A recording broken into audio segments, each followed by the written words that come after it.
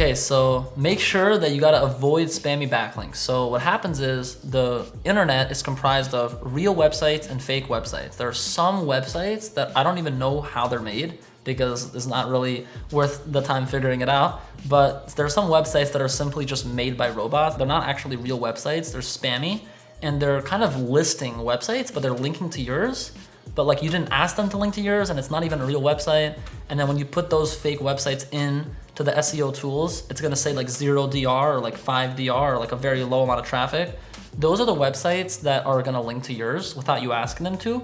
And I'm not even sure if you can make Google think that they never link to you, but what I am sure about is that Google doesn't really care. Google understands at this point that there are spammy websites out there, and they manually made updates to their algorithm over the years to not avow, to basically, the goal is that Google doesn't know about your fake backlinks or your backlinks that you didn't actually try to get. And the goal is for Google to only know about your real backlinks and obviously to have real backlinks.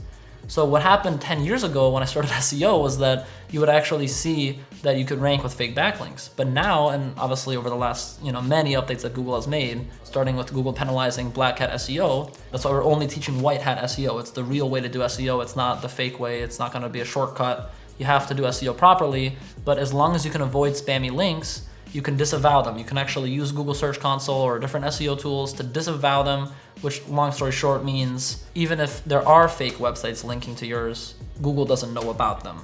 But ultimately you won't have to worry so much about this because of course there could be exceptions, but if you have tons of real websites linking to yours like New York Times, Forbes, and you have really good content on your website and obviously many more ranking factors that we're gonna cover, even if you still have some spammy backlinks, it's totally fine because it's not something that Google will focus on.